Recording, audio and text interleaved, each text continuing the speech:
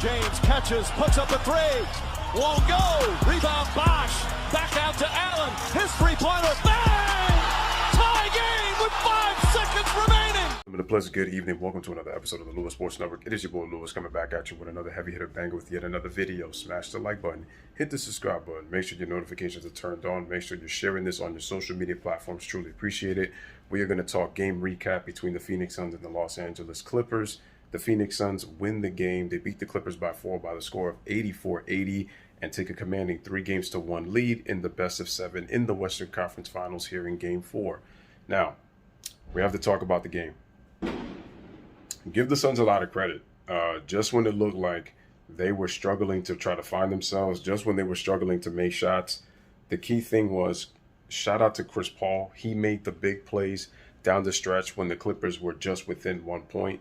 There was a stretch where it was 71-70 and both teams were having a hard time making shots. There's no excuses for the Clippers because as much as they've played 13 games in 25 days, it was a 1-point game at one point in the fourth quarter.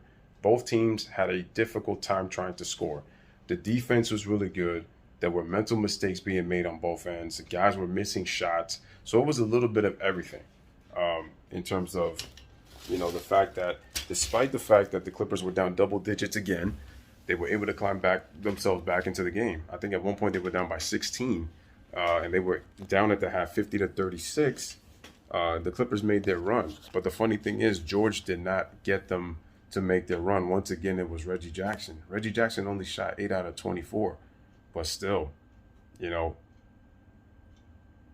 there's a lot of plays here and there that you could say, well, it might have cost the Clippers a chance to try to win the game or at least cut it to the game. But their biggest problem is the offensive rebounds the Clippers have allowed when they put in their defensive sets and defend. They have not been able to solve DeAndre Ayton. He has been a huge problem. There were moments where Zubac, again, they keep putting him on Chris Paul. And again, a smart person, anytime you get a switch, you take advantage of the matchup. Zubac is a good low post defender, but he does not have the foot speed to guard quick guards. Once you put him in that matchup, that's a win for the offense. Freaking 99.9999% of the time. Devin Booker played slightly better. He scored more, but he didn't shoot the ball well once again for the third straight game. So Booker's really struggling right now. Shot the ball a little bit better, made a couple of more field goals, got to the free throw line. Here's another problem with the Clippers that's really biting them in the butt. Even though they lost by 4, they missed 11 free throws. Keep in mind, this was the number 2 free throw shooting team in the NBA. They shot over 80%. I think them and the Phoenix Suns were the only 2 teams that shot above 80%. They were 1 and 2 in the NBA in free throw shooting. The Suns were 18 of 21 while the Clippers were 21 of 32. You're going to lose games when you keep missing free throws. Paul George missed 6 out of the 11. Now you could say, yeah, 2 of them were intentional, but again, Paul George is again showing you his low basketball IQ. He continues to settle for jump shots. Continues to settle and doesn't attack the rim enough. Does not try to get to the free throw line. And again, I'm gonna say this: the refs were completely horrible. They were completely horrible. You saw some good physical defense from both teams, but there were a lot of calls missed throughout the game, and it's gonna happen. But I just thought the way the referees ref this game was absolutely horrible. A lot of stalling. I feel like teams were trying to take advantage of one over the other in terms of trying to get the benefit of the calls. You got to have a little bit of luck. Now, we can't use the Kawhi Leonard excuse because as much as the Clippers do miss him, and he really takes the pressure off of Paul George because Paul George has more responsibility, it was a 1-point game, and the Clippers did not take advantage. They missed a lot of shots. I didn't like the fact that they settled for threes when clearly the Clippers shot terrible from the three-point line. The Clippers, I think, were 5 of 31 from the three-point line. The Suns were only 4 out of 20. Also, the Suns only scored 34 points in the second half, while the Clippers scored 44. But the problem is the Clippers were down 14, and they went through many stretches in the game where they struggled to score. And this loss has to be on Paul George. I'm sorry. People want to blame Ty Lue, but here's the problem. You cannot put DeMarcus Cousins because he's a liability. He's a liability defensively, so it doesn't help him. The Suns can go small and they can space the floor. What good is Cousins out there if he clearly can't guard the perimeter? So you got to take him out. Then it's only if the Suns decide to go slightly big is when Cousins would be more useful because he can space the floor. But because the Suns have been mostly going small with Ayton at the 5, Cousins, it's a liability. And Zubac has played pretty much better than Cousins, and because, well, one, Cousins is not getting playing time, but, that's who Ty Lue's going to have to go to. The Clippers are not athletic in their front line. That's something that they're going to need to address eventually. And this is, I said, where they miss Serge Ibaka. Serge Ibaka helps to space the floor. He's their best low post defender. And like I said, he has the athleticism to deal with Zubac. I'm sorry, not Zubac, with DeAndre Ayton. So that's the problem. So they're missing him from that aspect. And then Kawhi Leonard.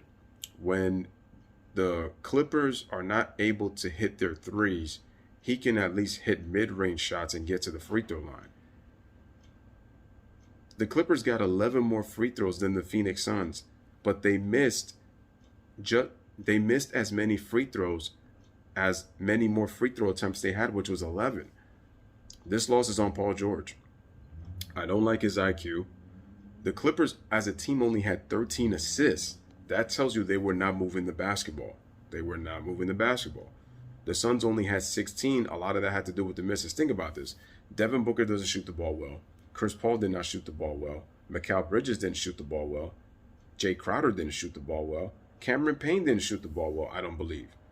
Despite all that, the Suns were able to win by 4. But it's like I also said with the Clippers. They have not been able to solve that the DeAndre Ayton problem. They keep allowing him to get offensive rebounds, which is giving the Suns more shot opportunities.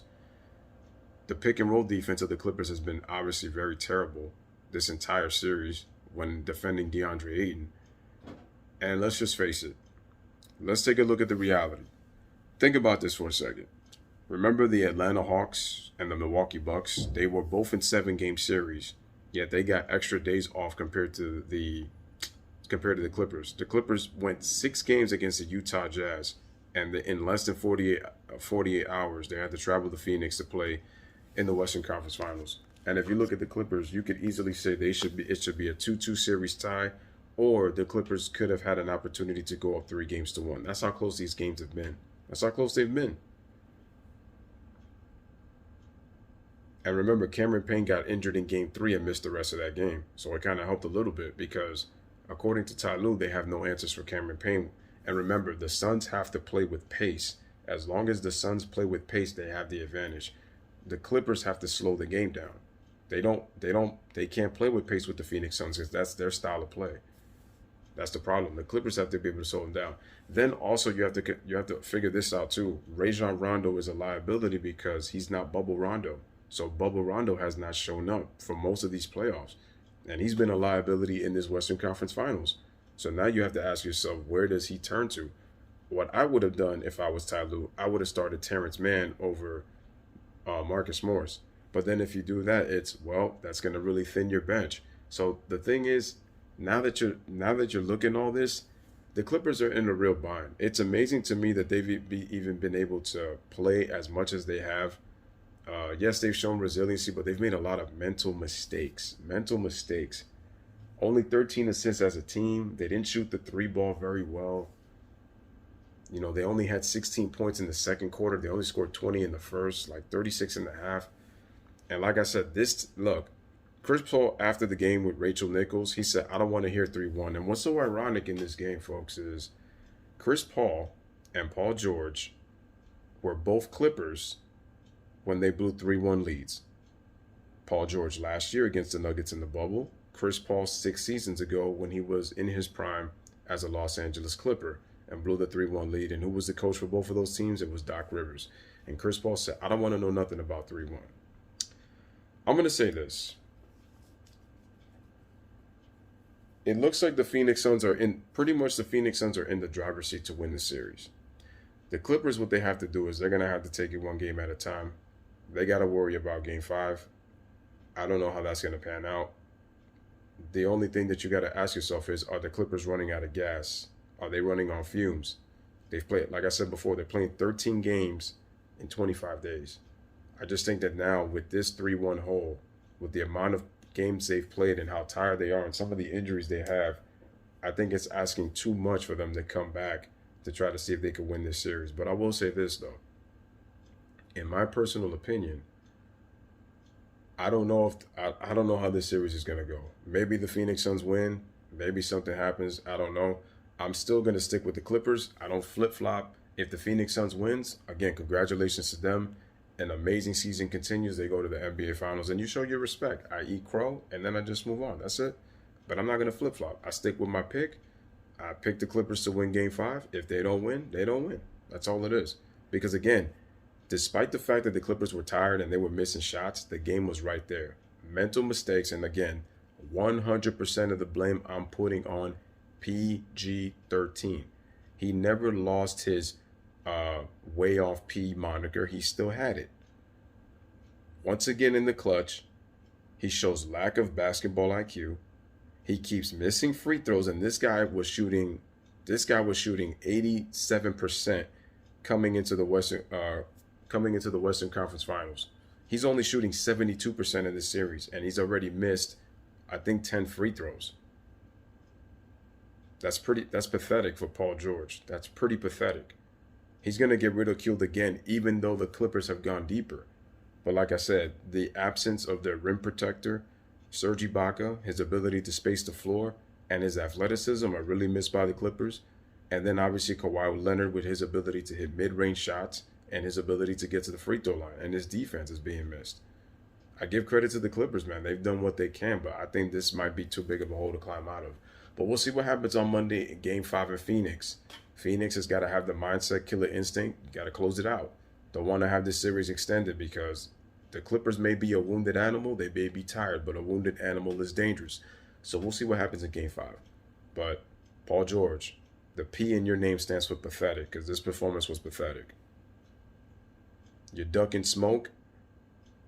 You're not showing me that you want the challenge, man. And I can see it. But we'll see what happens. Ladies and gentlemen, there's your boy Louis with another one. Let me know what you guys think in the comment section. Bless up, live, love, love. Thank you guys for watching. Rebound taken by Iguodala. They do have a timeout. Decide not to use it. Curry, way downtown. Bang! Bang! Oh, what a shot from Curry!